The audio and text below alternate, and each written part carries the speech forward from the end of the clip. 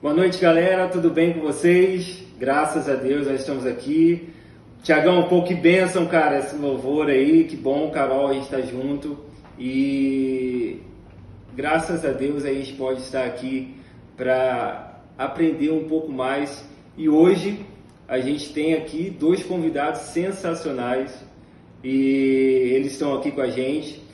O Bruno Ramos está com a gente aqui e o Ronan Lima, eles estão com a gente para nos dar a luz, nos ajudar aí a entender o racismo acerca da Bíblia, sobre o olhar da Bíblia.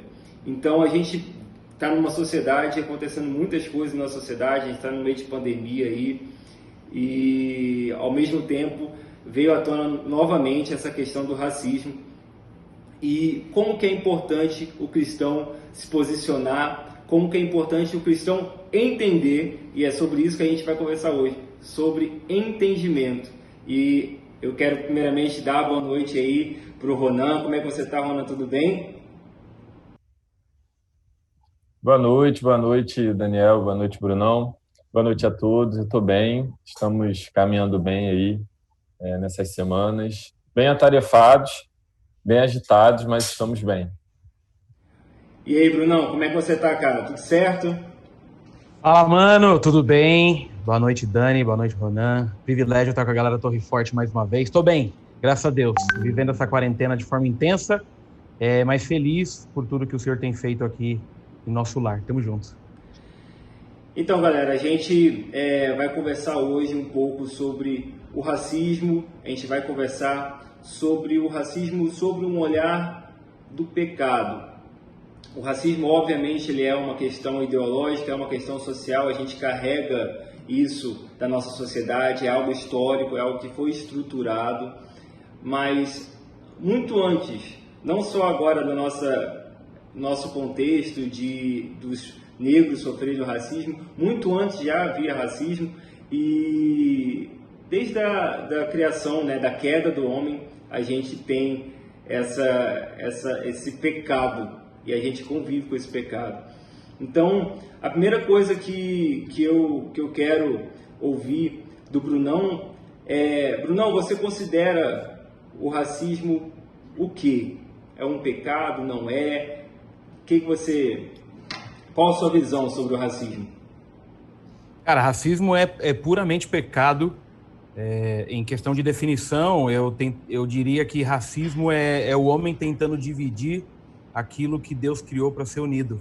Então é pecado. Um dos meios do pecado de fazer com que a humanidade seja subjugada por raças, né? O que foge totalmente de um padrão de quem acredita que tem apenas um criador e o restante é criação, né? Top.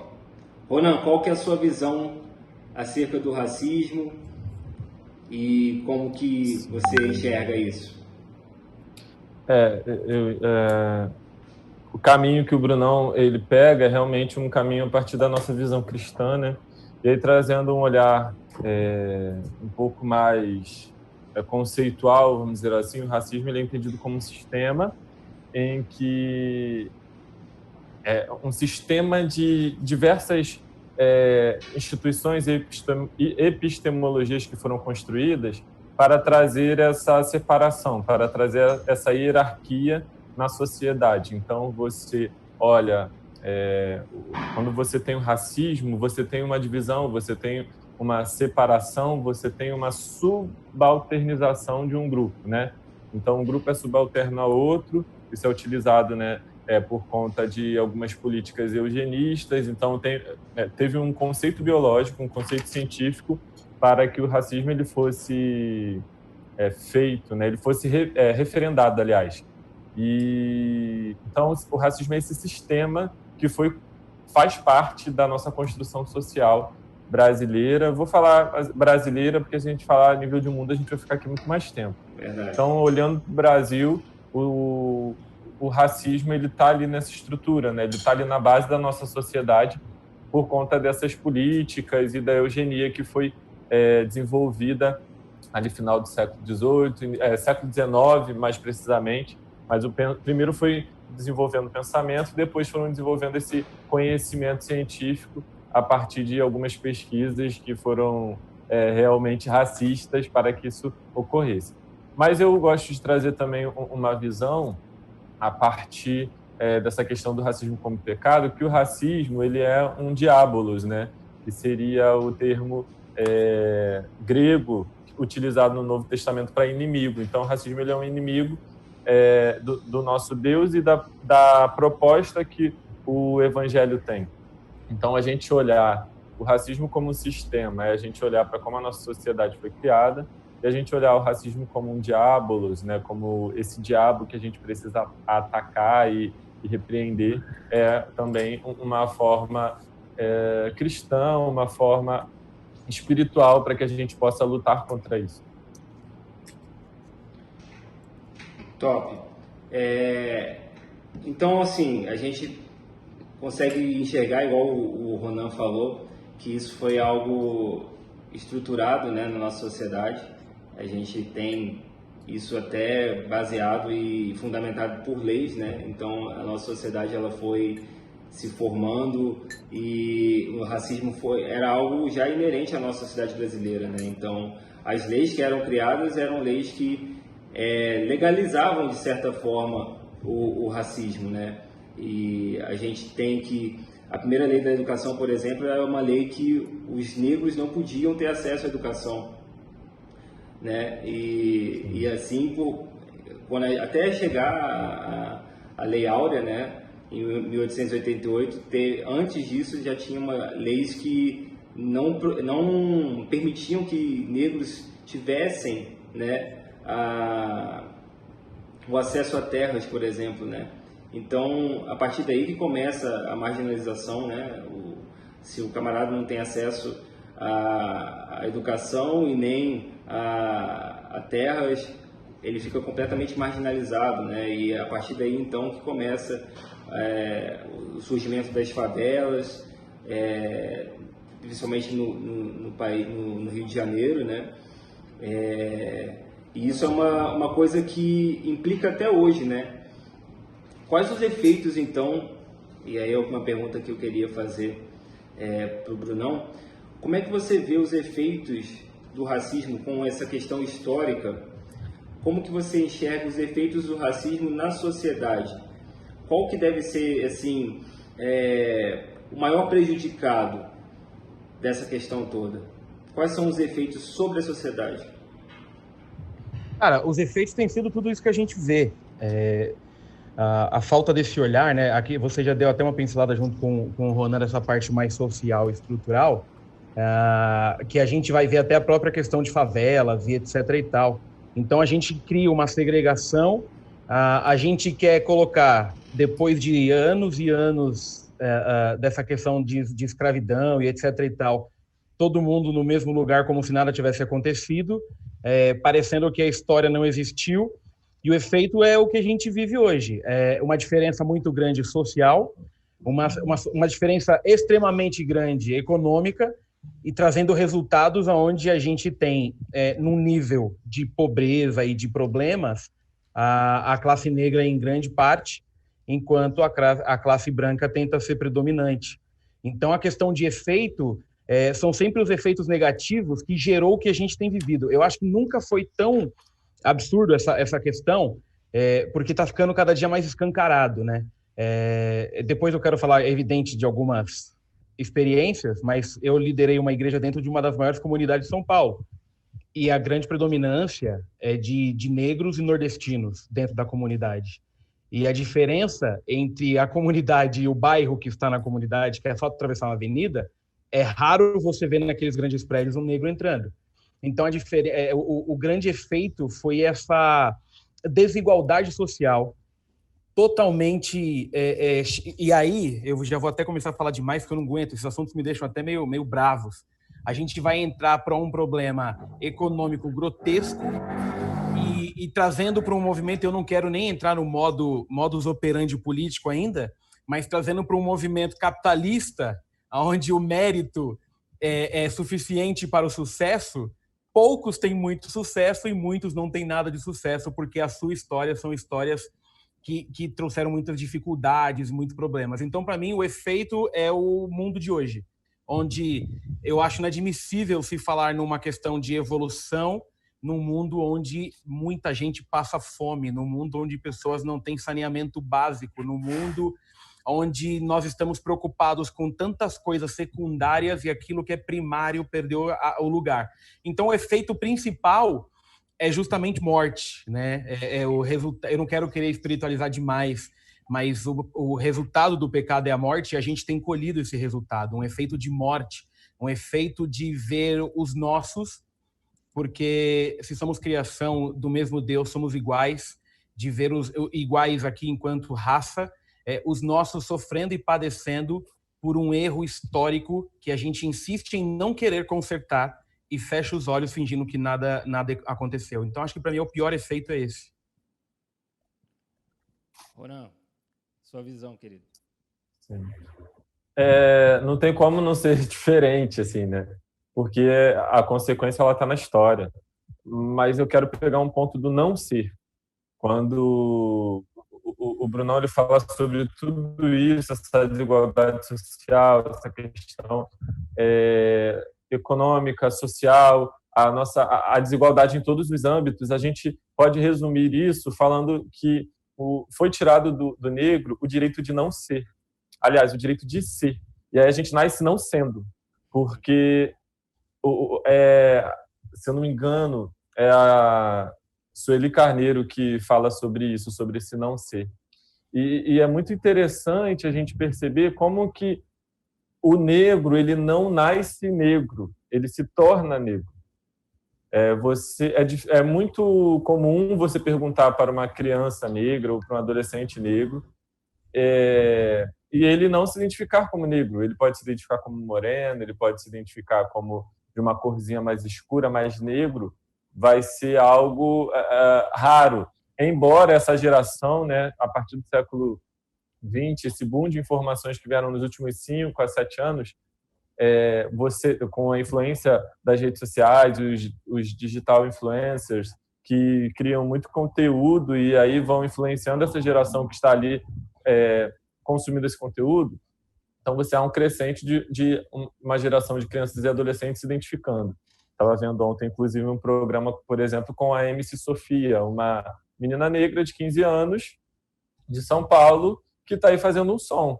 E ela faz um som de empoderamento, né, para as meninas, né, e de identificação, porque às vezes essa palavra empoderamento, as pessoas têm meio que uma repulsa, mas uma identidade, ela está ali resgatando a identidade negra que ela tem, que ela é. Só que ela não nasce assim. Ontem mesmo, nessa entrevista, ela estava falando que ela se achava muito feia. E é muito comum que nós negros a gente não veja beleza em nós mesmos. A gente é atravessado por uma autoestima baixa porque nós não éramos identificados como seres possíveis de ser. Então, talvez o maior legado do racismo é a retirada desse não ser. E aí é que o evangelho ele pode ser essa proposta libertadora, essa proposta de resgate do ser, né? Olhar para o ser humano, né? Olhar para esse corpo negro, olhar para essa pessoa negra, esse homem negro, essa mulher negra, e aí ele olhar para essa proposta de Jesus, essa proposta salvífica, e perceber que Jesus ele resgata a vida, né? Só que é interessante também, que é algo que eu tenho falado, que o homem negro, a mulher negra, ele nasce 3 vezes. Porque eu já sou convertido já há algum tempo. Só que o meu processo de negritude ele foi depois da minha conversão. Então, eu entendo que a gente nasce em carne, a gente nasce em Cristo e a gente nasce em negritude. Então, esses 3 nascimentos precisam ocorrer. Não precisava ocorrer o nascimento em negritude. Precisa, porque foi tirado de nós o direito de ser. Eu nasci não sendo, mas hoje eu sou. Então, eu vejo que isso é um legado dessa política, né? Esse desenvolvimento do nosso país, que é um desenvolvimento racista, e que a gente chega nesse ponto que a gente está hoje. E eu também acredito que a gente está vivendo uma virada, e não somente pelo que aconteceu nas 2 últimas semanas, mas como eu falei, né, dos últimos 7 anos, a galera tem aberto cada vez mais os olhos para isso. E 7 anos é engraçado você falar que foi exatamente quando começou as cotas raciais, né? 2012, Sim. por aí. 2012, 2013. A lei acho que é de 2010, né? Na verdade, a lei é de... Isso. É. A lei é de 2010, só que aí depois de 2012 foi referendada, né? Uhum. Mas eu estava vendo que desde 2003 já tinha um estudo aí sobre essas leis e tudo mais. E aí também tem a questão da... Né, em 2003 vem a lei para estudar a história e cultura afro-brasileira, né? Então isso também traz... 2003 começou, mas em 2011 que realmente referendou juntamente com a cultura indígena. Então, você vê que é um processo, né? Por que isso acontece? Porque no final dos anos 70, início dos anos 80, no Brasil, que começam os movimentos negros bem mais organizados, vamos dizer assim. Então, o movimento negro unificado, logo depois o movimento negro evangélico, entre outros movimentos que levam, movimentos que movimentam essa pauta e que vão aí de alguma maneira ressignificando a nossa história, né? Nossa história como povo brasileiro. Esses movimentos aqui no Brasil, eles foram influenciados pelo movimento lá nos Estados Unidos de Martin Luther King? Tiveram alguma influência? Porque era exatamente na mesma época, né? 70, 60, os movimentos que estavam dos direitos civis lá para o Martin Luther King, eles estavam nessa época sendo mais era o que estava acontecendo mais nessa 1960. Tem alguma influência o movimento brasileiro negro com o movimento de Martin Luther King? Tem. Eu estou caminhando para estudar melhor sobre esses movimentos, né? Eu tenho estudado o que acontece depois desses movimentos e o que acontece antes. O que aconteceu durante ainda não consegui. Mas o que eu percebo é que tem sim um efeito, mas tem um efeito de uma virada antropológica que aconteceu no final dos anos 60, início dos anos 70, em que todas as áreas de conhecimento estavam trazendo novas perspectivas. Então, você tem, por exemplo, na Igreja Católica, a opção preferencial pelos pobres, que a Igreja Católica, né, a partir da diretriz ali do material feito pelo Papa, ela se coloca aí nesse lugar, e aí você tem uma série de desenvolvimento de teologias a partir disso, e aí vem a teologia latino-americana, e isso vai nos atingindo também. Mas falando da questão de movimentos negros, né, organizados, eles têm sim esse efeito. O movimento de direitos civis, ele é ali nos anos 60, e aí nos anos 70 você já tem outras coisas acontecendo a partir desses movimentos. E, obviamente, no final dos anos 70 aqui no Brasil, você já começa a ver essa organização mais encorpada, mais organizada, né? Eu estou tentando aqui não ser redundante, mas não tem como. E, enfim, então eu vejo isso. E eu vejo também que há uma influência na igreja por conta de algo que é pouco falado no Brasil, mas também nesses últimos meses tem sido mais falado, que é a teologia negra, que surge também a partir lá nos Estados Unidos, a partir do movimento dos direitos civis, e que traz consequências para o Brasil e para o jeito de ser igreja no Brasil, né? Então, mas é complicado, porque no Brasil acaba as coisas chegando muito depois, porque a gente parece meio refém das coisas de lá de fora, né? Até quero ouvir um pouquinho do que o Brunão pensa sobre isso. Às vezes a gente se tolhe muito em determinados movimentos. Que, por exemplo, a gente está falando sobre isso aqui porque o boom do assunto racismo veio a partir de George Floyd, a sua execução. Só que uma semana antes, se eu não me engano, ou 6 dias antes, aconteceu a morte de João Pedro. E aí algumas pessoas ficaram comparando as duas mortes. Se a gente for falar sobre racismo todas as vezes, né, levantar pautas e etc., todas as vezes que morrer algum corpo negro no Brasil, a gente só vai falar sobre racismo. Seria bom? Seria bom no sentido da gente resolver a questão e não espetacularizar a questão. É muito importante que a gente fale, a gente está falando aqui, é legal a igreja ter sido tocada por isso, a igreja brasileira, mas muita gente já fala sobre racismo há bastante tempo, né? Muita gente já está trazendo essa pauta há bastante tempo. Por que a gente hoje, em 2020, abriu a mente para isso? Uma opinião pessoal é que, por nós estarmos consumindo mais a internet, a gente acaba tendo mais acesso à informação e muita gente está saindo da sua bolha eclesiástica. Então, eu estou aqui no Rio de Janeiro, vocês estão aí em São Paulo, e se a gente estivesse numa vida, entre aspas, normal, a gente não estaria aqui. A gente estaria vivendo cada um na sua realidade. Vocês convidariam o Brunão porque ele está mais perto, e eu seria convidado, de repente, para falar em alguma igreja aqui perto, e a gente estaria trazendo esses guetos, né, locais. A gente não tinha ainda se atentado como igreja o quanto a internet é benéfica.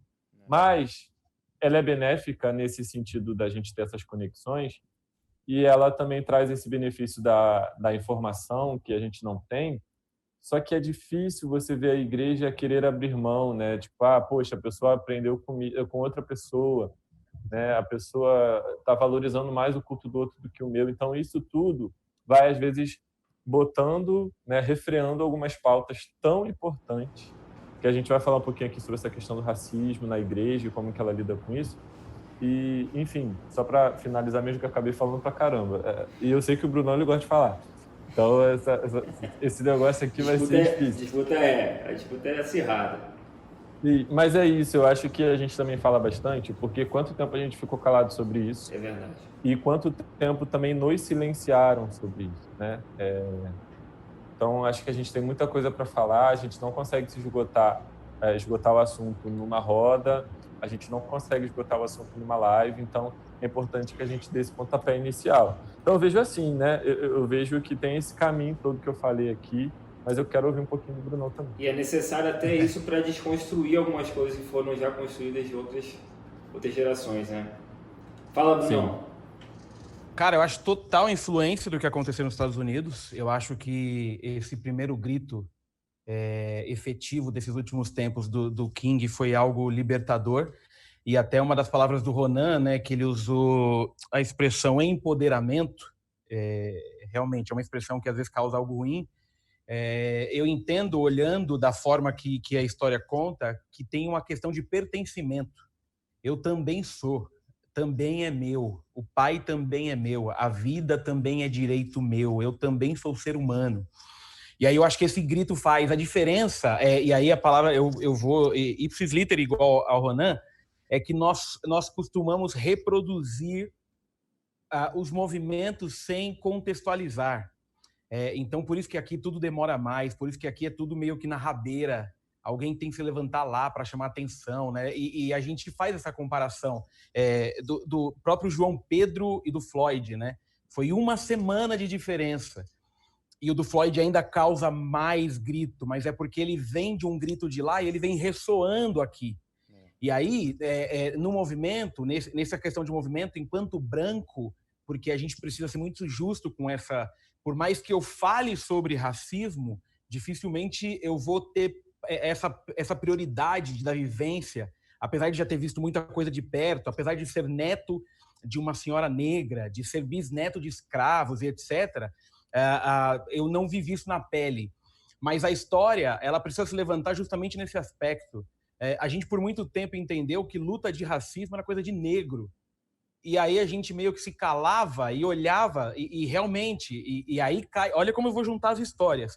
Quando você tem essa dificuldade do pertencimento, quando a autoestima não ajuda, dificilmente você grita, porque ao gritar você sabia que ia apanhar. Então hoje não. E aí graças a Deus pela informação, graças a Deus pela internet, graças a Deus até nesse aspecto, porque tudo aconteceu num momento em que nós estamos em casa vivendo do online. Não dá para correr do assunto. Não estou querendo comparar dizendo, né, usar aquela teologia determinista. Deus mandou o vírus para que o racismo... Não, eu não caio nessa. Mas, assim, Deus age mesmo em meio às desgraças de forma intensa. E, para mim, esse assunto tem sido abrir uma porta que a gente estava com medo de passar em frente. Abrir uma porta que a gente tem medo de mexer e ver o que vai sair. Então, eu acho que se você pegar, né, historicamente, parece que tem uns vazios na história que se calam. E a minha análise de hoje é que isso não acontece mais.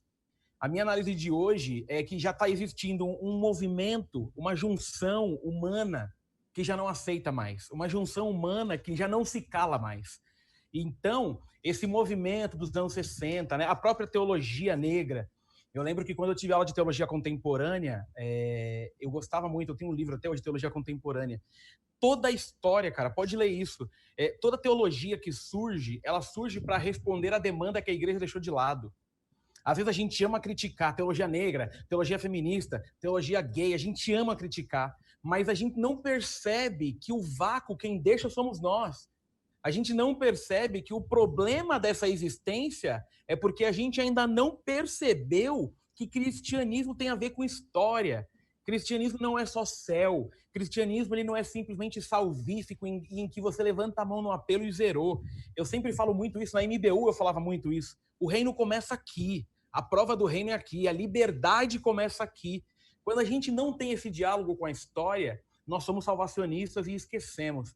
Então, para mim, teve essa influência, mas eu diria que nós estamos num tempo onde essa questão do pertencimento com os negros está tão forte, tão bonita de se ver, que não se escondem mais. E não se escondem na questão de omissão.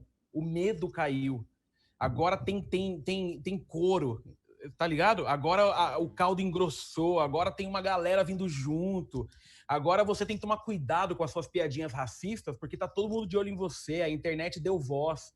Então esse movimento, para mim, é o reinício de uma história que a gente deixou para trás. E aí, eu finalizo essa fala, a nossa geração, né, eu tenho 35 anos e tenho certeza que sou o mais velho daqui da turma, da minha geração para baixo, que vai atingir a de vocês, pode ter vários defeitos. E tem. É cheio de frescurinha, sim. Mas existem coisas que é precioso ver que a gente não está dialogando. Tem muito pai racista tendo que ver o filho namorando pessoa negra. Tem muito pai racista vendo o filho andando num grupo que tem pessoas negras e tendo que engolir seco, porque o filho não dialoga mais com essa ideia, com esse princípio ridículo. Então, para mim, é o início de uma linda história onde a gente ainda vai ver muita gente caindo por causa dessa questão. Sim. Ô, Brunão, dentro disso que você falou, eu fiquei pensando, né, dessa questão do silenciamento, que a galera tá prestando atenção em quem está calado, sabe? E que a galera também está prestando atenção em quem está usando a pauta como, tipo, é o assunto modinha, vamos falar, vamos citar Gálatas 3:28 e está tudo resolvido, né? E aí é muito louco isso, porque a igreja ela sempre age a partir de uma reação. Então a igreja, ela, na verdade, tem muito mais reagido do que agindo em prol, né, das necessidades atuais da história. Então, e é meio louco também a gente falar sobre isso, porque geralmente os nossos cultos, né, eles são muito espirituais, eles são muito místicos. Só que há mística nisso. Há mística quando você fala que racismo é pecado, porque você vai olhar para o seu irmão negro e você vai olhar para a sua irmã negra e ela vai se sentir totalmente abraçada por entender que tudo aquilo que ela sofria e sofre hoje dentro da igreja não tem a ver com o cristianismo, sim tem a ver com o pecado que o ser humano ele carrega em si. Então, em que há a possibilidade dessa transformação, dessa libertação, e que há a possibilidade dos seus amigos e amigas que falam, né, reproduzem falas racistas ou produzem falas racistas. Eu estava conversando com a minha esposa e ela falou uma coisa que é verdade, assim. O negro ele acaba reproduzindo o racismo quando ele não tem uma consciência racial, quando ele não é consciente de que ele é um negro e que ele também sofre racismo, mesmo que ele nunca tenha ouvido a frase, por exemplo, cabelo duro, né? A frase não, né? Esse adjetivo para o cabelo dele, ou então que tenha sido chamado de macaco, enfim. Mas ele sofre racismo porque a nossa estrutura social ela é racista. Então, tudo aquilo que fazem para um negro, fazem para mim. Toda vez que um corpo negro ele é morto pela polícia de uma maneira totalmente destruidora, né? Isso atinge a minha vida, né? Isso atinge diretamente a mim porque eu fico pensando, caramba, poderia ter sido eu. Quando eu tinha 14 anos, assim como o João Pedro, eu estava com meu pai na rua, era meia-noite, a gente estava voltando da escola, de um evento que teve na minha escola, a gente voltou andando porque não tinha dinheiro para passagem. e vamos aqui andar, vamos andando porque não tem mais ônibus, não tem dinheiro para comprar, na época não tinha Uber, né? Então para pegar táxi, então vamos andando. E aí um policial parou a gente, e ele veio diretamente com a arma na minha cabeça. Se não fosse meu pai ali, onde eu estaria agora, sabe? E isso porque ele ouviu meu pai, que é um homem negro. Imagine se meu pai também não fosse ouvido, onde nós estaríamos hoje. Então, essas histórias precisam ser contadas, embora tragam muita dor para a gente, mas elas precisam ser contadas para que vocês que são brancos, para que vocês que são pessoas não negras, porque o Brasil também não tem somente brancos e pretos. Tem os indígenas, né? Tem os amarelos, né? Que a gente fala que são os japoneses, né? Tem essa mistura. O nosso país ele é muito miscigenado e por isso que muitas vezes as pessoas falam que não tem racismo, porque tem muito negro no país. Nós somos 56,1% de brasileiros, mas quando a gente vai para as escolas, a gente vai ver a discrepância que é. Estava lendo ontem também um pouco disso em relação ao ensino fundamental e médio. Muitas crianças entram na escola, mas a maioria que se forma, né, lá na ponta, são os brancos. Os negros eles vão tendo uma evasão escolar muito grande a cada ciclo. Então, cadê esse racismo que não existe no Brasil, sabe? Então, voltando ao que eu estava falando no início, a igreja ela ficou calada durante muito tempo. A gente está de olho em quem está calado hoje, e esse grito que o Brunão falou é um grito popular, não é um grito de liderança. As lideranças estão reagindo ao que os seus liderados estão agindo. As lideranças não estão trazendo essa pauta, as lideranças estão sendo cobradas pelos jovens, pelos adolescentes, para que fale sobre isso. E eu tenho visto relatos de um monte de jovens em que não estão conseguindo falar sobre essa pauta na sua igreja. Isso é muito grave, isso é motivo de denúncia, porque quando nós falamos que racismo é pecado, e eu não posso falar sobre pecado no ambiente eclesiástico, eu estou pecando. Eu estou impedindo, né, que irmãos e irmãs minhas e meus, eles sejam atingidos pela graça de Cristo, plenamente. Porque a gente era atingido pela graça de Cristo, a ponto da gente entender, compreender o Evangelho, estar caminhando em fé, mas faltava alguma coisa. Faltava alguma parada, faltava a gente se sentir representado, faltava a gente se sentir bonito, porque quando eu me olho no espelho, eu preciso entender que eu sou feito à imagem e semelhança de Deus e que eu tenho a essência de Cristo em mim. Mas faltava isso, porque como que eu via a imagem e semelhança de Deus uma imagem e semelhança feia? Não posso, né? Se Deus viu que era bom, como é que eu olhava para o espelho e falava que era ruim? Então, entende que faltava alguma coisa? Então, aquilo que estava faltando está chegando, a gente está se sentindo bonito. E eu vi até uma postagem sua esses dias, que você colocou sobre isso, uma postagem sensacional. Você falando sobre exatamente isso. Sim, eu me entendi bonito não tem nem 5 anos, gente. E assim, ainda é um processo. Tem dias que eu falo, eu não sou bonito, não, eu sou legal. E é um processo. Quantas pessoas estão muito pior do que eu, que nem começaram esse processo? Quantas mulheres estão solitárias, estão se sentindo solitárias? Processo de aceitação de que você é namoráveis. Justamente, e isso tem total semelhança com o Evangelho, porque o Evangelho ele é esse convite de ressurreição, de vida em abundância. Só que eu só vou ter minha vida em abundância quando eu entender que eu posso ser abundante. E aí, falando de uma questão econômica, eu não consigo me enxergar abundante se o modelo de sucesso, o modelo de sucesso financeiro, o modelo de sucesso virtual, o modelo de sucesso midiático, ele é majoritariamente branco. Né? Quando eu olho para as novelas, quando eu olho para os jornais, quando eu olho para os juízes e juízas, quando eu olho para os púlpitos de pastores e pastoras, líderes, e aí eu não me olho representado, eu vou falar, caramba, essa vida em abundância vai chegar para mim quando? No céu? E aí o Brunão foi perfeito em falar, o reino começa aqui. Então, se o reino começa aqui, como é falado lá em Mateus 4, a gente precisa trazer esse reino para todas as pessoas. Amém.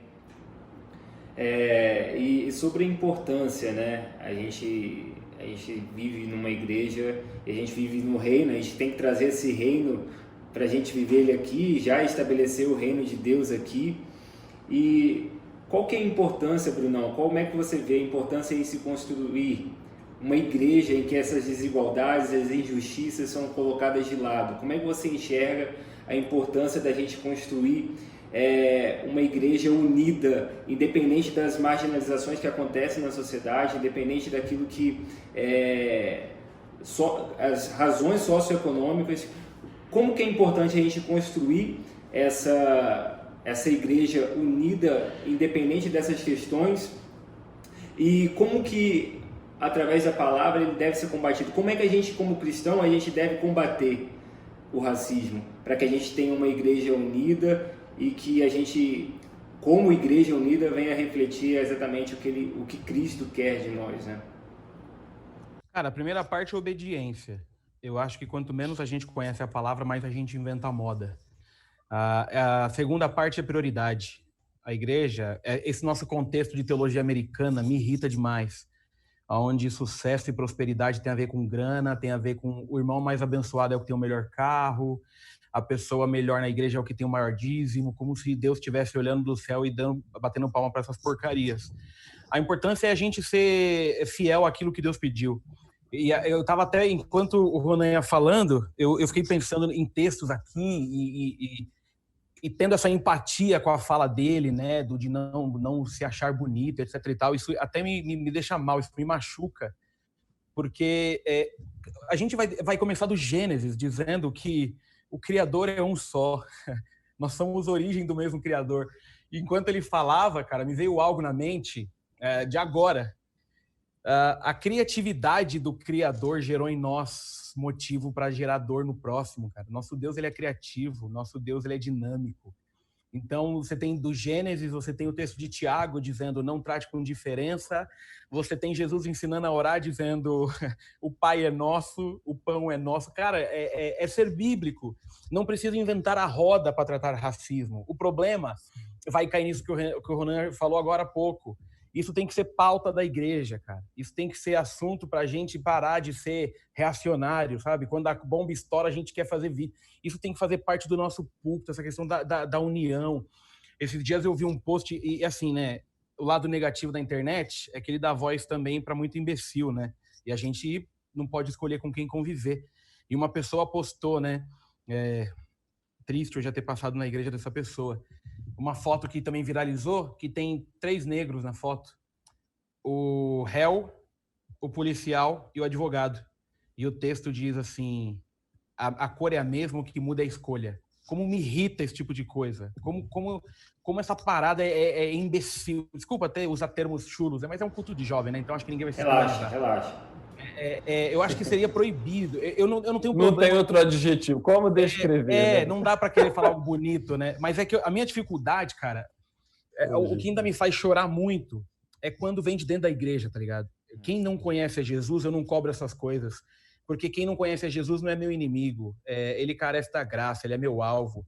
Mas de quem já conheceu Jesus, cara, de quem ou diz que conheceu, de quem já teve um encontro com o mestre, quem entendeu graça, jamais deveria usar esse tipo de post, de palavra, ou falar em meritocracia e etc e tal. Então, o que a igreja precisa fazer é se preocupar. Cara, eu gosto de uma fala do Barth, né, do Karl Barth, que ele fala que todo teólogo bom tem que ter a Bíblia numa mão e o jornal na outra.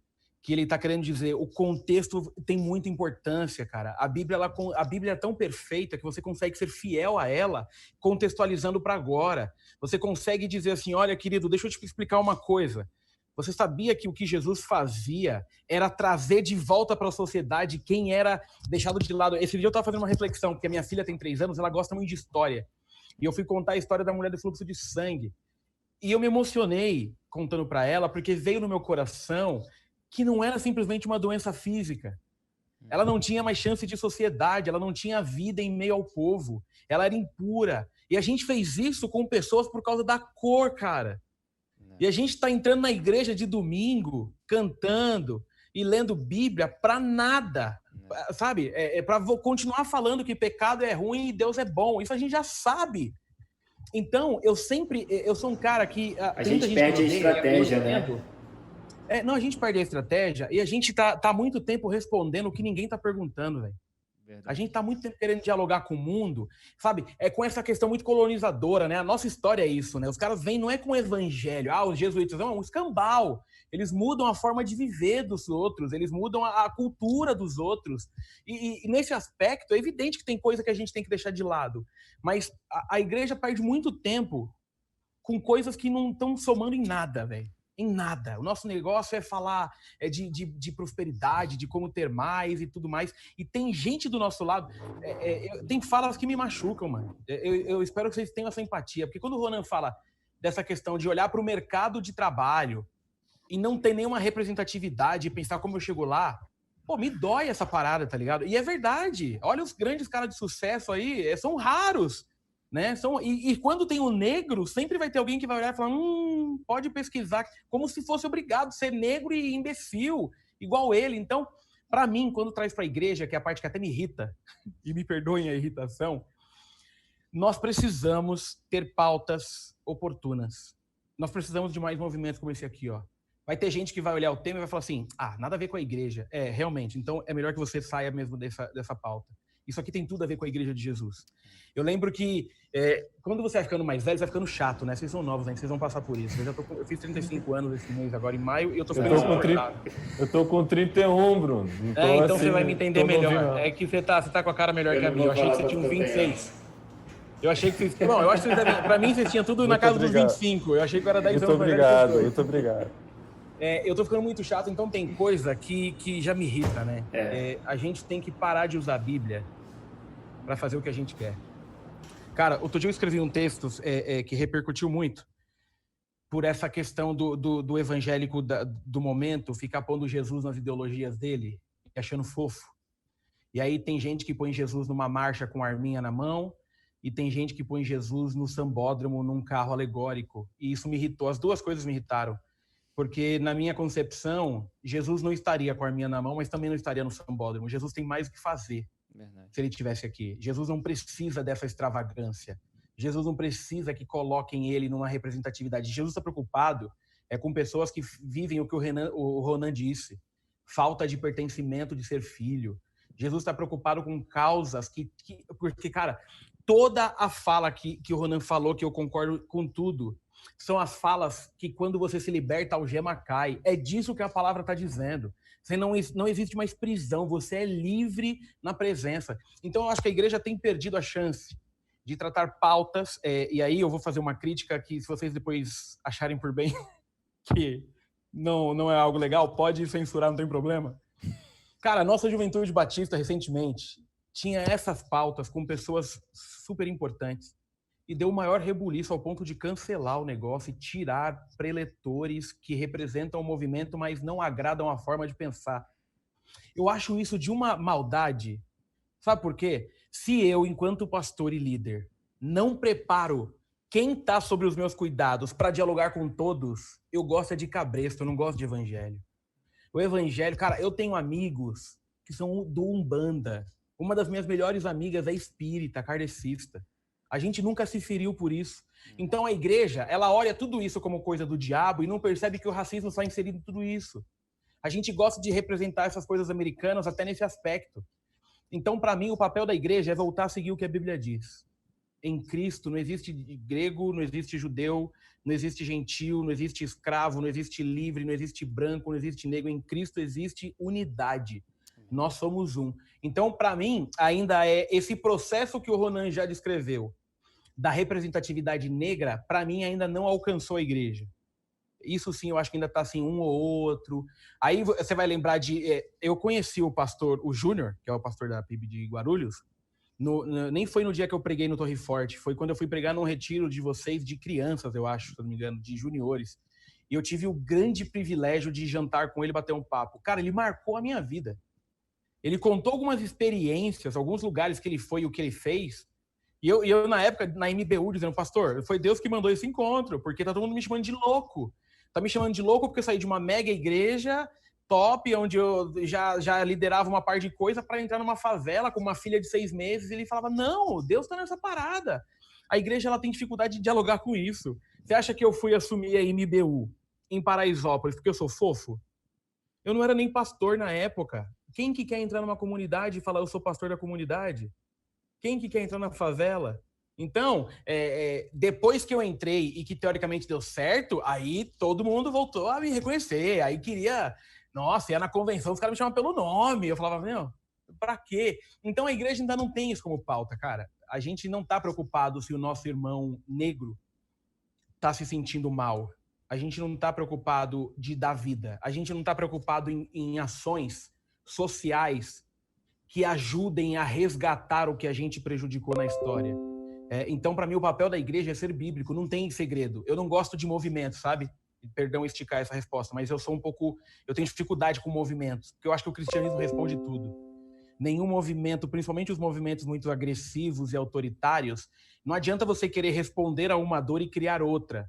Para mim, o movimento do cristianismo ele gera igualdade. Então, eu não gosto muito de bandeiras, eu não me apoio. O cristianismo responde. Então, para mim, a igreja precisa voltar a ser cristã. A igreja precisa se preocupar com o que Jesus se preocupava para que o mundo volte a entender quem nós somos. Muitas vezes a gente até estava comentando sobre essa questão que você falou, Brunão, na célula dos jovens, que às vezes a gente está mais preocupado em viver uma vida de hipocrisia na igreja e a gente não consegue nem, por exemplo, confessar os nossos pecados uns aos outros.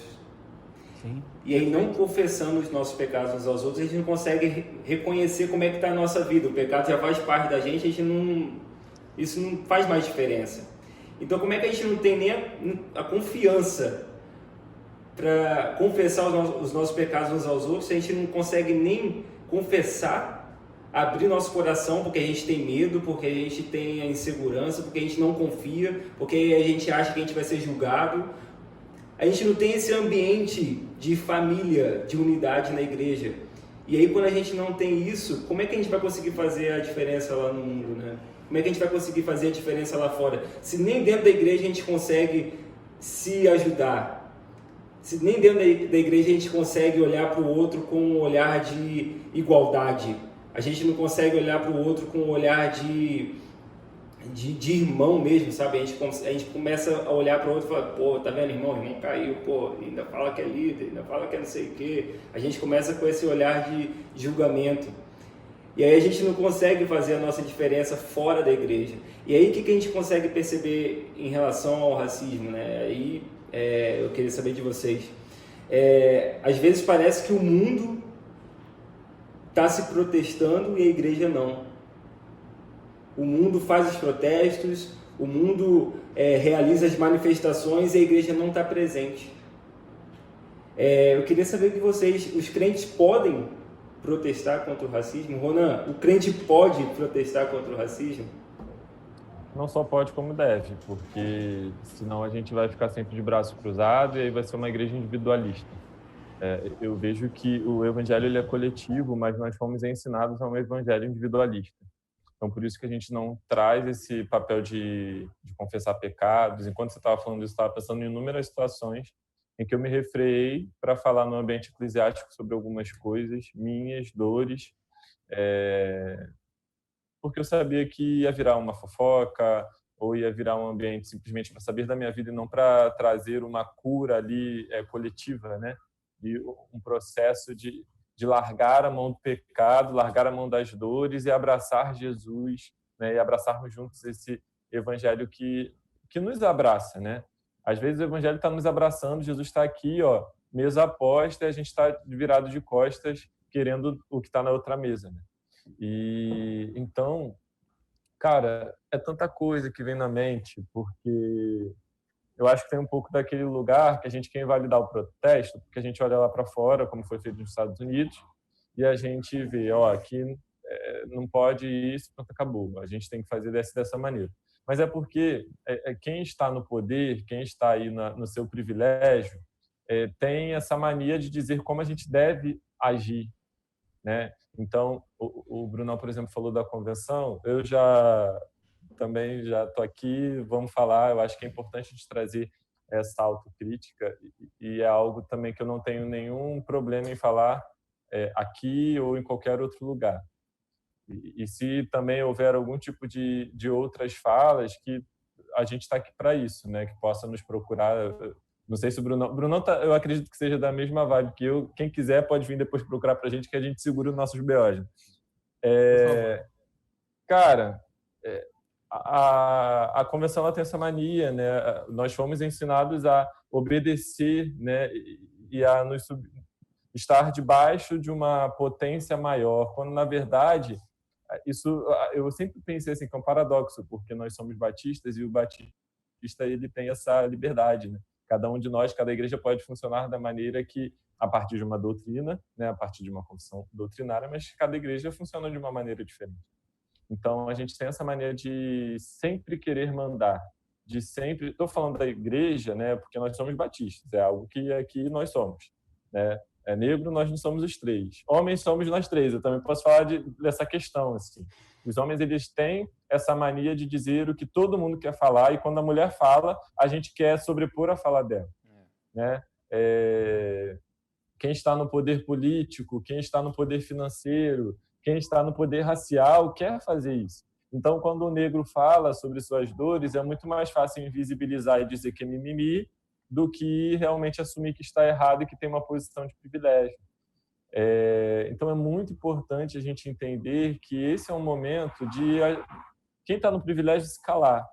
Então, se nós, como homens, nós estamos durante muito tempo não ouvindo as mulheres, esse é o momento da gente ficar quieto e a gente começar a ouvir mais e mais as mulheres sobre o que elas têm falado.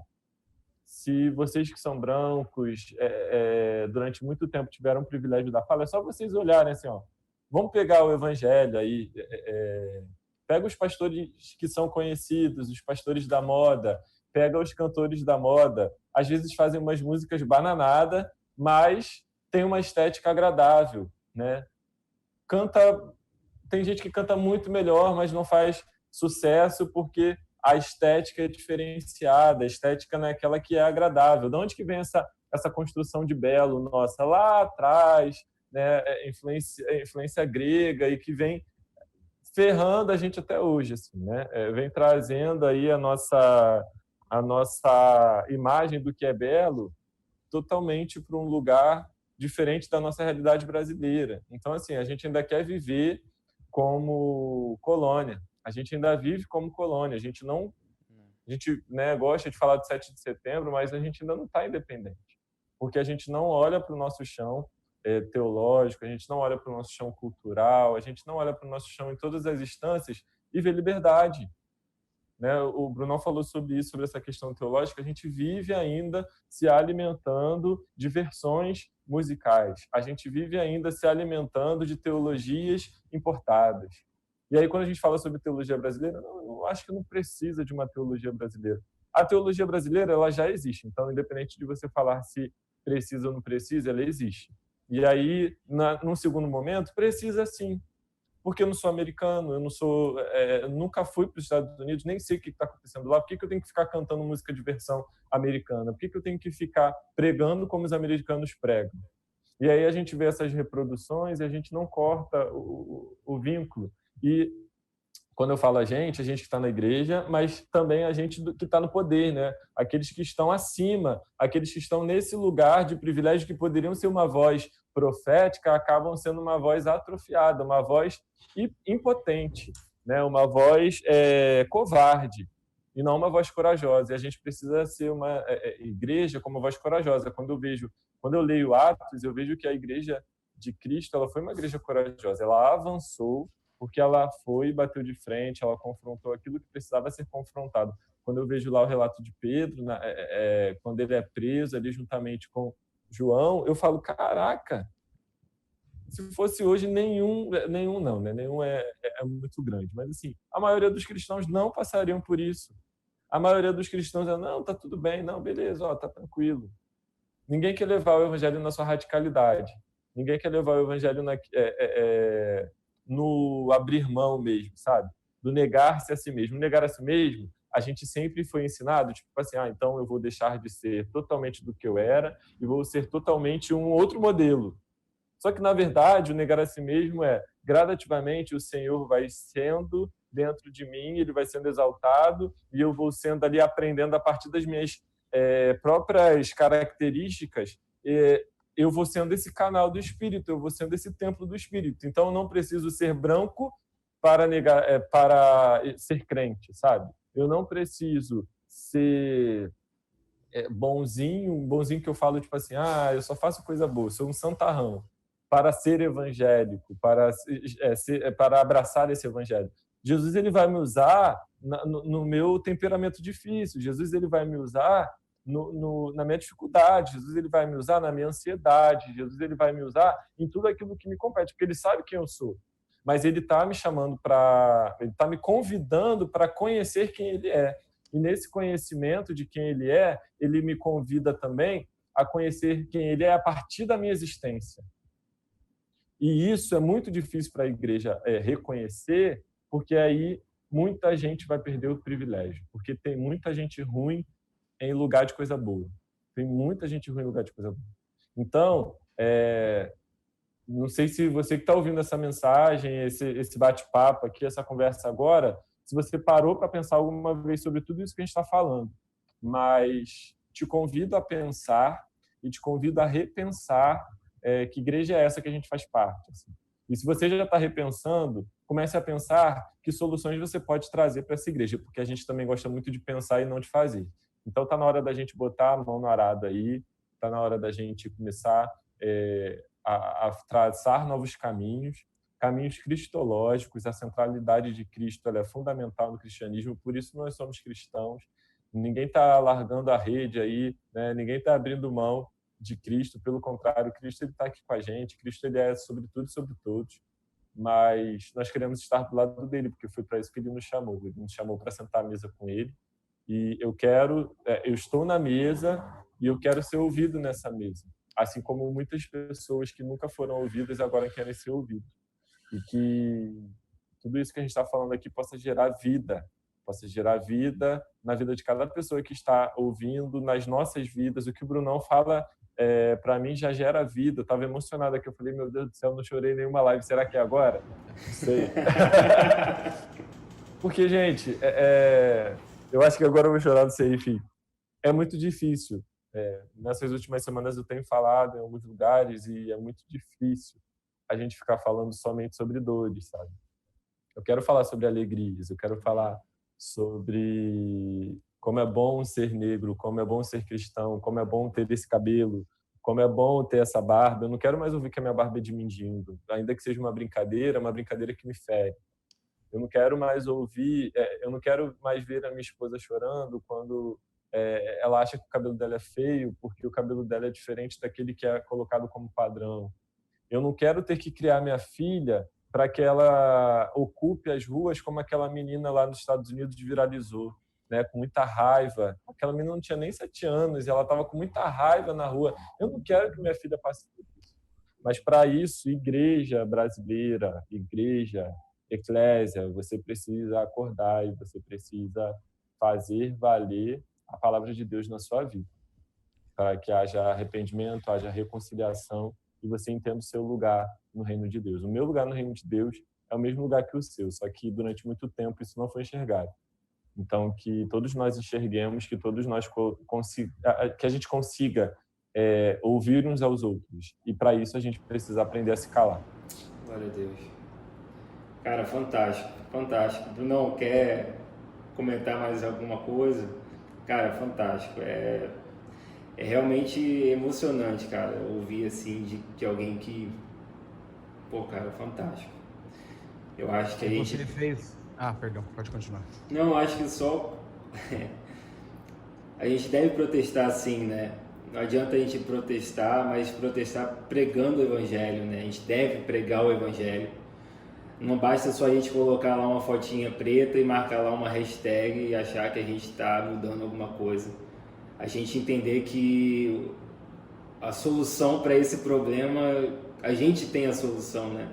Quando a gente entende que o evangelho é a solução para a queda do homem, a gente consegue transmitir esse amor e trazer o homem de volta para ele, para Deus. Falei, Bruno, fala isso, porque senão... Sobre essa questão do protestar, nem dá para completar nada que o Ronan fala, né? Ele deu uma aula. mas me vem sempre à cabeça um texto que eu gosto muito. Eu acho que tem muito a ver com isso, né? Romanos 14:17. O reino de Deus não é o que se come ou o que se bebe, mas justiça, paz e alegria no espírito. Enquanto a igreja estava discutindo besteiras, se pode ou se não pode, a escrita de Paulo é no ensino daquilo que realmente o reino de Deus representa. Então, protestar é parte do reino de Deus. Porque nós mesmos dizemos que o problema é o que está no mundo. Se o problema é o que está no mundo e nós temos a resposta, se nós nos calarmos, quem falará? Então, eu acho que o dever da igreja é fazer com que o mundo tenha justiça, é fazer com que o mundo tenha paz, e aqui vai até a minha palavra nessa parte que eu quero pincelar. Eu não acho justo qualquer tipo de protesto que gere violência, e não importa o assunto. Eu acho que, volto a dizer, pagar o mal com o mal, a gente é mais do mesmo, a gente não se diferencia muito do outro. E aí vem a parte final, que o reino de Deus é alegria no espírito, é fazer com que quem se sentir abalado volte a sorrir. Ouvi do Ronan, eu quero não somente um lugar à mesa, mas eu quero ter o direito de falar. Porque a mesa, tem uma frase que, se eu não me engano, é do Ziel Machado ou do Ariovaldo, não vou lembrar agora, que é sensacional. E eu usava muito na MBU. Quem chama Deus de pai não tem direito de escolher o irmão. Queridão, todos nós temos esse direito. Então, o reino de Deus é o reino do protesto contra a injustiça. Se ele é justiça, é porque nós sempre protestaremos contra a injustiça. Essa frase é a cara dos dois, né? Eu também não sei. Eu não lembro agora, Mas é a cara dos dois. A gente tem algumas... Inclusive, desculpa, falei. Inclusive, são dois pastores negros, né? E que são uma baita referência. Dos poucos que nós temos, né, conhecidos assim, e são dois pastores negros. A gente tem algumas perguntas que a galera colocou lá na caixa de perguntas durante a semana no Instagram. A gente vai abrir agora para essas perguntas. E rapidinho, eu posso Manda ver. Só que o meu celular está descarregando, eu preciso pegar o carregador muito rápido. Manda ver, vai lá. Peraí. Que eu espero. Enquanto ele está indo lá, pra gente não ficar aqui, né, Bruno, olhando um para cá do outro e ficar aqui parado, um texto também que reflete muito sobre essa questão da justiça e que a gente, como cristão, deve ansiar, é Mateus 5,6, né, que são felizes aqueles que desejam a justiça, porque eles serão satisfeitos, né? Então, perfeito. A justiça em todas as esferas, a igualdade, a gente entender que a igreja do Senhor é uma igreja, igual você acabou de falar, uma igreja que precisa ser com um olhar igualitário, uma igreja sem injustiças, onde a gente tira essas questões, as marginalizações, onde a gente tira essas questões que são impostas até pela sociedade. Então, fica aí pra galera também. Gostei. A gente deu aqui uma outra pincelada aqui pra gente não ficar aqui olhando um pra cara do outro aqui. Legal. Fala aí, o que rolou? Boa palavra. A gente falou só em Mateus 5,6, da questão de a gente buscar a justiça de Deus. Sim. E até sobre isso, uma pergunta que a gente teve em relação à justiça e à injustiça também, né? Qual deve ser a posição do cristão quando a injustiça acontece dentro da igreja, seja em qual esfera for? Qual deve ser a posição do cristão quando a injustiça acontece dentro da igreja, seja em qualquer esfera? Cara, eu vou voltar a usar o mesmo texto, né? Eu vou ser mais breve agora, porque você tem as perguntas, né? Se a gente foi chamado para representar um reino de justiça, qualquer injustiça, e não importa o âmbito, né? Eu gosto dessa pergunta, porque ela traz para dentro da igreja. E é bom porque a gente precisa assumir que dentro da igreja também acontecem essas coisas. Então, a nossa função diante de qualquer injustiça é ser voz, é dar voz, é ser representante. De quem? Do injustiçado? Não, primeiro de Jesus, depois do injustiçado. Nós não fomos chamados para gerar dor. Essa é uma das inversões que eu oro muito para a igreja parar.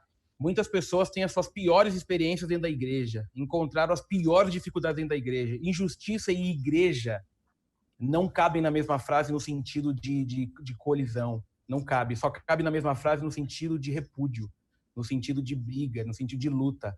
Então, não importa o lugar onde você ver uma injustiça, represente o reino de Jesus. e lute e grite para que isso acabe. Amém. É isso.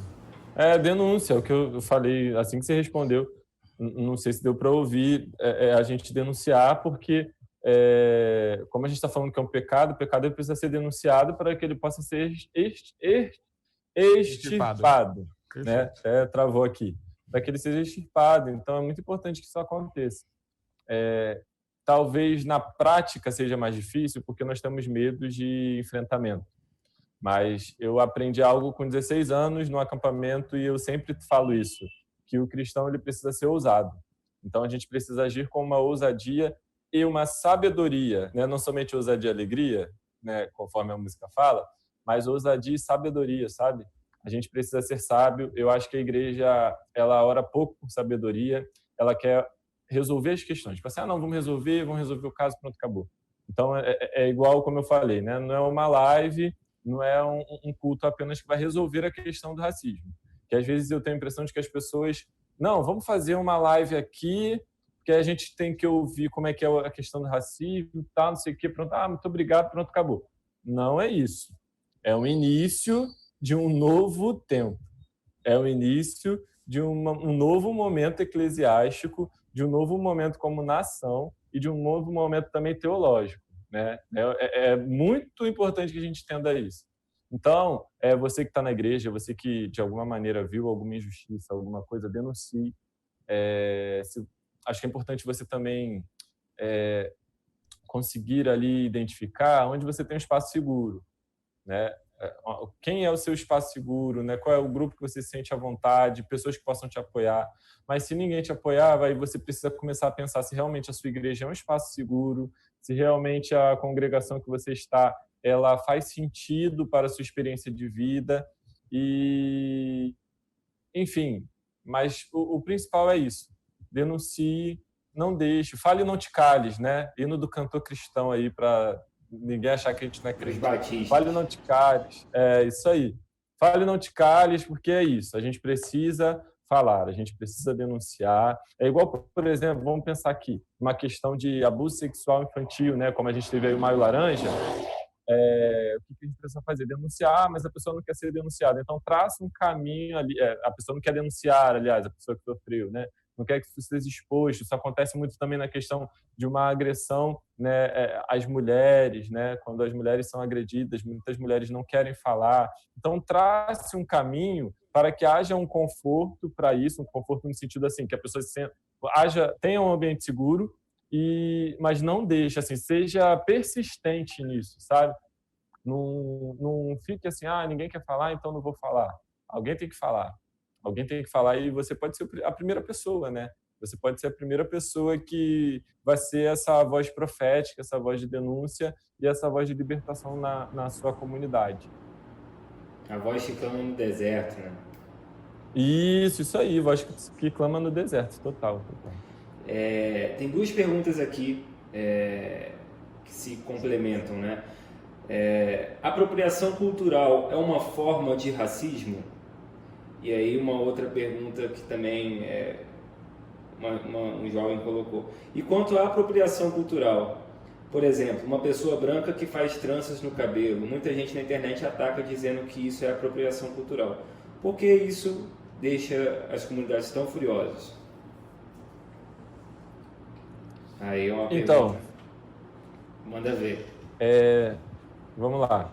A apropriação cultural, ela precisa ser entendida de uma maneira histórica, né? Não somente tipo, o termo veio agora e a gente precisa falar e tal. Essa apropriação cultural, ela vai acontecendo. O que acontece? Nós, brasileiros, acho que eu falei isso no início, né?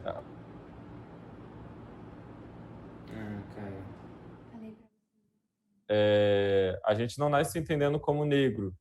A gente vai tendo esse processo de entendimento e a gente torna-se negro. Existe um livro da Neuza Souza Santos e depois eu posso até disponibilizar para vocês, quem quiser aí acessar, que tem um PDF dele. E ela fala sobre isso. Então, nesse processo, houve uma identidade. E aí essa identidade negra no país e em muitos outros lugares, ela tem alguns elementos. Então, quando você pensa na estética negra, você vai pensar, por exemplo, na minha estética, essa barba, né, que é uma barba crespa, assim como as outras barbas também são, mas acaba sendo mais crespa. O meu cabelo, que é crespo, e diversas formas de ter um cabelo crespo, a linha, né, ali os cachos, como eles são. Quando você vai olhar para as meninas, a mesma coisa, né? Os cachos, os crespos, aqueles que não têm cachos, que acabam sendo totalmente, né, encrespados, ou que tem os cachos muito pequenininhos, assim, né, a ponto de ter ali uma estrutura diferente. E, enfim, essa pluralidade e essa diversidade da criação de Deus, né? Porque Deus quem criou todas essas formas. E aí, no meio disso, no processo da identidade negra, as tranças elas se tornam uma identidade desse processo de assumir o seu cabelo como ele é. Então, a trança tem esse lugar, mas também tem aquele lugar da mulher negra ou do homem negro ter um cabelo que ele queira usar ou ela queira usar de uma maneira diferenciada, que talvez o seu cabelo, que é o que nasceu com essa pessoa, né, não vai dar essa mobilidade, né? Então, é uma nova forma, uma nova estética, uma nova forma de apresentar a estética, aliás. E aí, quando a pessoa branca ela acaba querendo ir nessa mesma onda, ela entende isso como moda e não necessariamente como uma identidade, como algo que é identitário não, né? Como algo que traz uma identidade para ela, porque ela já tem a sua identidade, ela já sabe que ela é branca, ela já sabe como que é o cabelo dela. Se ela não colocar uma trança, o cabelo dela vai ter um movimento igual, vamos dizer assim. E então, por isso que acaba sendo nessa questão uma apropriação cultural. A gente pensa que a apropriação cultural é porque está apropriando da África, e aí já vi algumas pessoas falarem: as tranças surgiram no Egito. Não. As tranças surgiram num país europeu e tal, e depois foi para o Egito. O Egito é africano e as pessoas esquecem de falar sobre isso, né? Mas vai além disso. Você precisa entender que aí, ou seja, a gente volta para aquele ponto.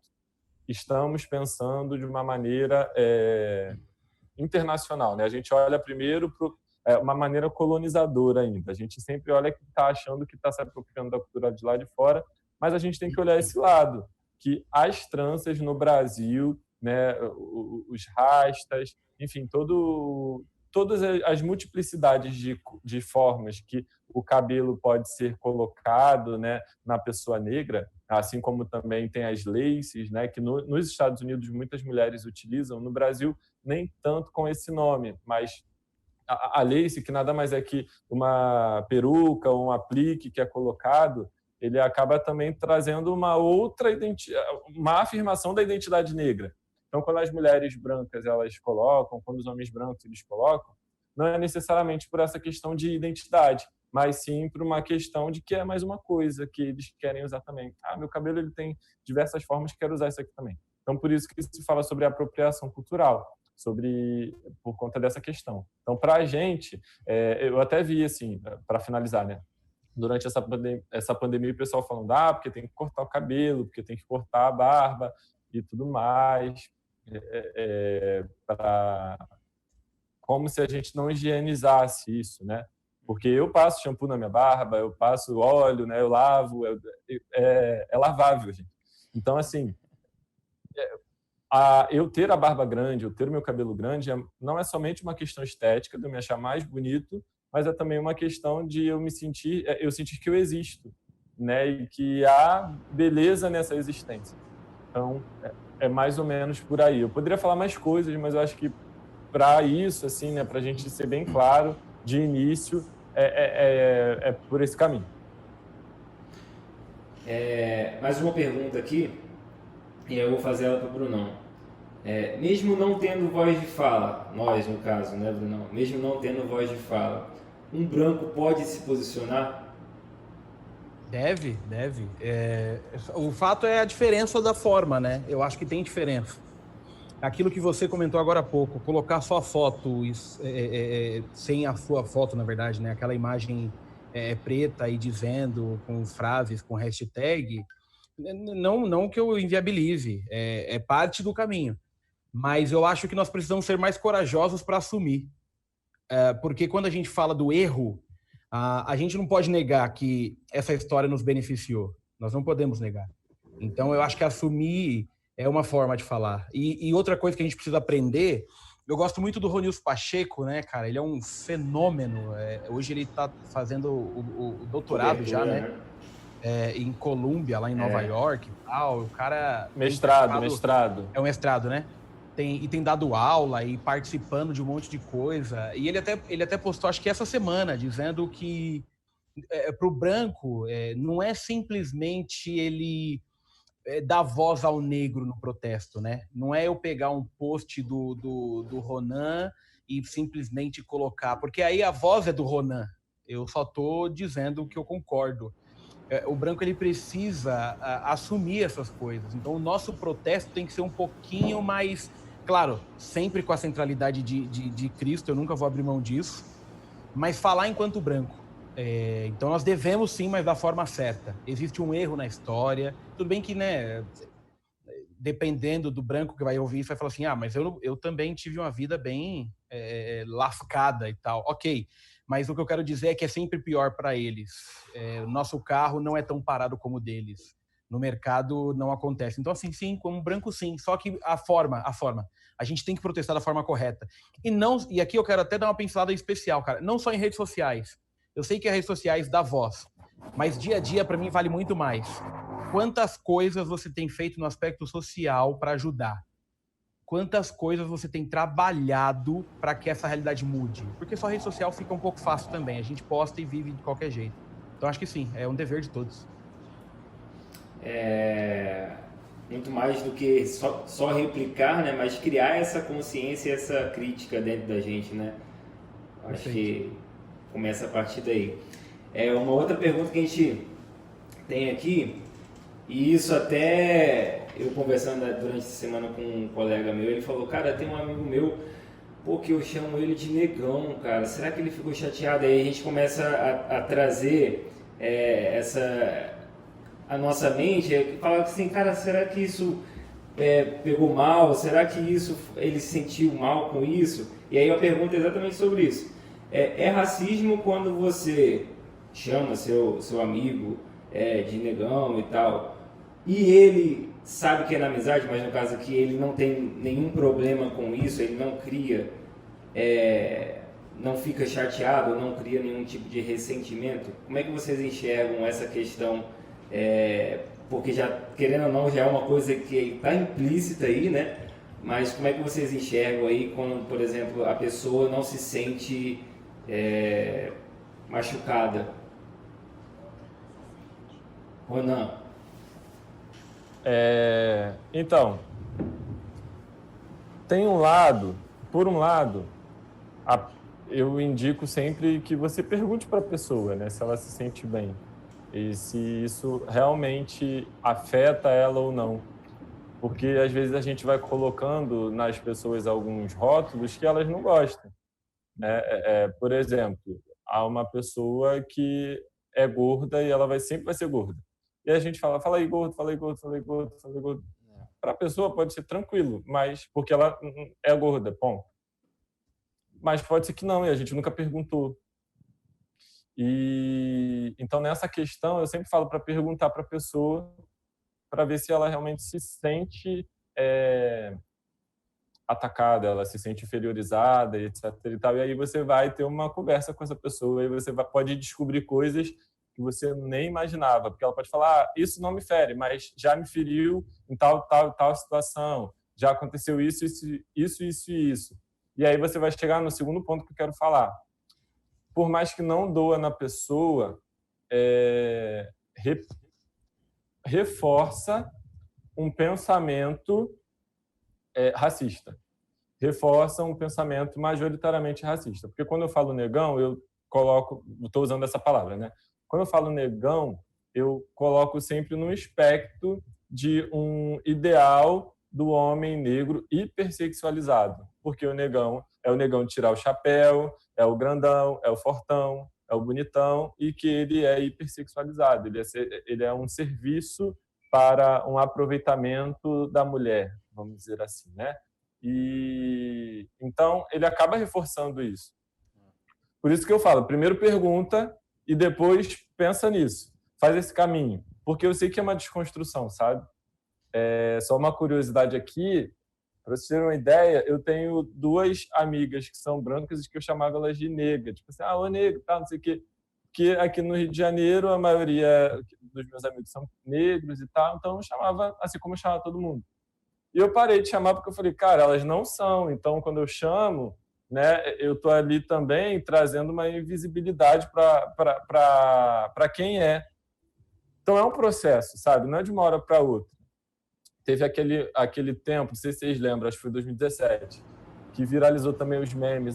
Nego tá não sei o quê, nego tá no escuro. Nego não sabe nada, nego tá nadando. Então isso também é uma forma da gente Vira um vício de linguagem, reforçar, né? Isso, e reforçar estereótipos, porque esse nego não tem nome. Nego tem nome. Uma coisa que eu aprendi, eu acho que a Angela Davis fala, não lembro assim de verdade, mas é uma autora negra que fala sobre isso, que é necessário que a mulher negra ela tenha nome e sobrenome. E aí eu trago isso também para todos os negros, assim. Então, quando eu falo que meu nome é Ronan Lima. Por quê? Porque tem gente que não tem sobrenome. Alguns ancestrais, né? Aliás, muitos dos nossos ancestrais não tinham sobrenome. Na família da minha esposa, os sobrenomes são nomes. Um dos sobrenomes dela é Antônio. Então, olha como isso é problemático. Enquanto isso, tem gente que sabe que veio da linha europeia e que tem grupo de família, de descendentes. A gente não sabe nem de qual país vieram os nossos antecedentes, né, os nossos ancestrais. Então, olha como é louco isso. Por isso que eu falo, é um processo, é um passo de cada vez. A gente não pode exigir também nada de ninguém, exigir uma desconstrução total. Mas a gente precisa sempre questionar, sempre perguntar. Então, só o fato dessa pessoa que trouxe essa pergunta perguntar, ela já começa a entender que há um problema ali. E aí ela vai caminhando. Tem outras palavras que a gente poderia falar também, mas eu acho que essa foi um bom exemplo. Top. Vou fazer a última pergunta aqui para o Brunão e a gente encerra essa conversa. Brunão, como você vê qual deve ser o posicionamento da igreja diante das manifestações, depois que tudo isso terminar, né? Porque a gente vê que às vezes essas manifestações elas são como ondas, elas têm alta, depois elas caem no esquecimento. Como fazer com que a nossa igreja, a nossa juventude, a juventude geral cristã, como fazer que após as manifestações do George lá nos Estados Unidos e aqui também, infelizmente, né, em uma menor escala do João Pedro, como fazer com que a igreja se posicione de uma forma mais estratégica, né? Como o Paulo fala, às vezes a gente fica só falando no nosso grupinho da igreja, como é que a gente pode usar essas questões da sociedade para pregar o evangelho de forma estratégica? Como que a gente pode, como igreja, então, se posicionar após isso? Cara, é fazer disso uma pauta nossa, de sempre. Parar de fazer pauta reacionária. Então, aí, o posicionamento da igreja, eu vou até repetir, diante de qualquer injustiça sempre vai ser levar resposta. Mas eu acho que o maior posicionamento da igreja, o maior, disparado, sem comparação, é ensinar aqueles que te cercam. O grande detalhe da igreja não é só o grito, mas, por exemplo, quantos racistas têm entrado nos nossos templos? Quantos racistas têm passado pelo nosso caminho? O ideal da igreja continua sendo o mesmo, né? É levar. Essa semana eu falei para uma galera de Curitiba e eles estavam, né, falando sobre essa questão de juventude, o tempo e o mundo. Aí eu falei, cara, a gente aprendeu por muito tempo na história da igreja que líder era árbitro e não mestre. A palavra pastor, ela deriva de mestre, né? Aquele que ensina, aquele que cuida. Então, eu acho que o nosso dever é ensinar. A gente tem que usar tudo que a gente pode para ensinar, e seja púlpito, seja bate-papo, seja evento.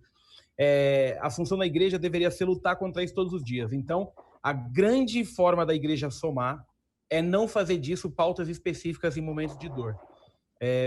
A nossa igreja hoje aqui, eu vou dar alguns exemplos, todos os nossos projetos sociais. Hoje eu estou numa igreja grande que está no centro da cidade. Eu chamei um dos meninos aqui da igreja que é muito bem relacionado com comunidade, etc e tal. Falei, cara, me ajuda, eu preciso que a comunidade entre aqui. Eu preciso que eles venham ver tudo que a gente está oferecendo. Eu preciso que eles saibam que aqui estudar inglês é de graça. Eu preciso que eles saibam que aqui existem vários cursos profissionalizantes que vão dar um up na carreira deles. Eu preciso que eles entrem aqui, porque senão perde o sentido. Quem está lá hoje tem como pagar, mas eu quero atingir quem está zoado na história, quem ficou para trás. Então, acho que a igreja tinha que se preocupar com isso sempre, seja na pregação, seja no modelo de atuação, mas toda desigualdade jamais deveria ter saído da pauta da igreja. Jamais. Amém. Alguém, Ronan, Brunão, quer dar uma última palavra, uma palavra de conclusiva sobre o tema, para a juventude, algum recado? Eu quero agradecer primeiramente, fiquei extremamente lisonjeado por ter sido convidado, gosto muito de vocês, de verdade, já disse e repito, gosto da sua igreja, gosto da sua juventude, gosto do seu pastor, gosto do jeito que vocês são igreja, conheço muito do que vocês fazem. Quero agradecer pela oportunidade de estar com você e estar com o Ronan. Vim para somar, mas aprendi também muita coisa. E dizer que essa luta é nossa, cara. Qualquer luta que envolva desigualdade, contem comigo. Vamos unir força do Rio, Guarulhos, Mogi das Cruzes e por onde a gente passar, fazendo com que o Evangelho de Jesus Cristo seja relevante. Eu gosto de dizer sempre que Jesus, em Lucas 14, quando ele para a multidão e dá bronca, é porque a multidão o seguia pelo que ele fazia e não pelo que ele era. E aí, quando você vai para a questão de discípulos, né, a gente gosta de dizer que discípulo é quem segue. Eu concordo, mas eu acho que o discípulo é muito mais quem imita, porque eu consigo seguir Jesus pelo caminho sem fazer o que ele faz. Mas o imitador não dá um passo sem imitar quem foi na frente. Então, que a gente imite Jesus, que mais pessoas sejam inseridas na sociedade, na história, no pertencimento de filho de Deus, e que essas pessoas, ao passarem por nossos caminhos, encontrem resposta. Então, Deus abençoe vocês e sigam firmes aí em tudo. Eu quero agradecer também o convite. É uma alegria poder estar colaborando e agradeço também a internet, porque nos dá essa proximidade, né? Então, agradeço ao Daniel pelo convite, agradeço ao Brunão aqui por esse papo, também aprendo aqui, fui ministrado, saio daqui já com o culto feito. E lembrar também, né, de que tudo aquilo que a gente de alguma maneira produz no reino de Deus, ele precisa produzir vida e vida em abundância.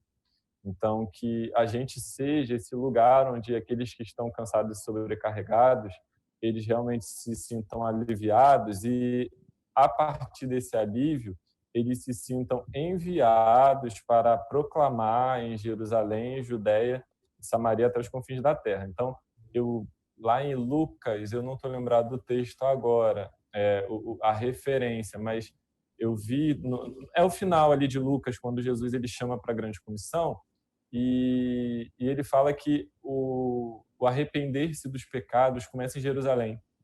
E eu fiquei assim, eu falei, caramba, é isso. Então, que a gente seja essa Jerusalém que se arrependa daquilo que fez em relação a tantas pessoas, não somente os negros, mas todos aqueles que não estão mais nos nossos templos, que não estão mais nas nossas comunidades de fé, porque um dia foram machucados pela igreja. Então, que a gente seja esse espaço de cura, de restauração, mas também de arrependimento, de confissão de pecados e de pedido de perdão.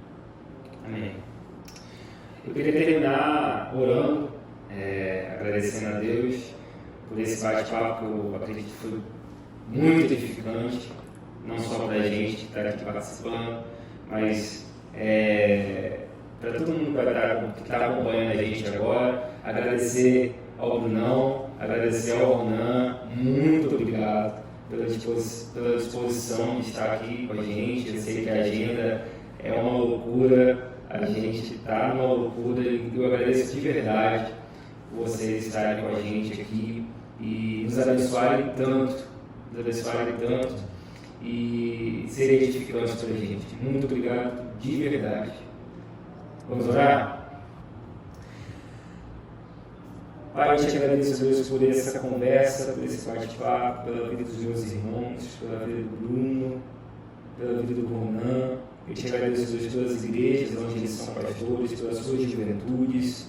Eu te agradeço, Deus, porque através da internet aqui a gente consegue se conectar e usar essa ferramenta para revelar o teu reino, revelar a sua vontade. Eu te agradeço, Deus, porque nós podemos ser relevantes em um mundo que precisa tanto de uma revelação como o Senhor. Nós podemos ser relevantes e levantar essa voz que clama no deserto, que a gente consiga, ó Deus, mostrar ao mundo que o problema para todas essas situações que a gente vivencia e vai vivenciar ainda, Senhor, o problema do mundo é que ele se afastou do Senhor e só há um meio de se reconectar ao Senhor através de Jesus Cristo, através do seu sangue, através da sua ressurreição. E nós acreditamos que Ele nos reconecta ao Senhor. E eu te peço, Pai, que acabando aqui agora essa live, Pai, que muitos jovens que ainda estão desconectados com o Senhor possam se conectar novamente. Que eles possam ver que a única solução para as suas vidas, que a única solução é ter o Senhor firme, a palavra firme no seu coração, na sua mente, Pai. Eu te peço, Deus, que a gente consiga sair agora dessa live aqui mais fortificado, que a gente consiga sair dessa live, Deus, com mais fé, com mais ânimo, Senhor. Eu te peço, Deus, que cada jovem seja visitado e que a gente, ó Deus, como juventude, a gente consiga fazer a diferença no mundo, que a gente proteste sim, que a gente lute pela justiça, que a gente lute a favor daqueles que são menosprezados, marginalizados, aqueles que estão subjugados, para que a gente lute, Deus, para que nós tenhamos uma igualdade, porque foi para isso que o Senhor nos criou, para que nós tenhamos unidade, Pai. Nós tenhamos comunhão, foi para isso que o Senhor nos criou, Pai. Que a gente, como igreja, consiga refletir a glória do Senhor. Nos use, Pai, nos use para isso, em nome de Jesus. Nós estamos aqui como ferramentas e instrumentos do Senhor. Muito obrigado. Eu te agradeço, Deus, mais uma vez, pela vida do Brunão, pela vida do Ronan. Senhor, muito obrigado, Deus, porque o conhecimento não é o fim. A gente saber as coisas não é o fim. A gente não estuda a palavra para saber só. A gente estuda a palavra como um meio para conseguir algo. A gente estuda a palavra, tem conhecimento para mais salvação. A gente estuda e tem conhecimento para transformação. A gente estuda e tem conhecimento para edificação. Pai, eu te agradeço, Deus, porque o conhecimento dos teus filhos tem sido usado para a edificação da tua igreja e edificação do reino. Eu te agradeço, Deus, por isso. Porque isso não fica retido, isso é compartilhado, Pai. Eu te agradeço por isso. E eu te peço, Deus, continue com a gente nessa live. Continue com a gente, que a gente possa sentir cada vez mais, mesmo nas nossas casas, que a gente possa sentir a presença do Senhor cada dia. Em nome de Jesus eu te peço. Amém. Amém. Amém. Valeu, galera. Deus abençoe vocês. Valeu. Top demais. João, é com você, meu querido. Vai aí agora, manda ver. Tamo junto. Valeu.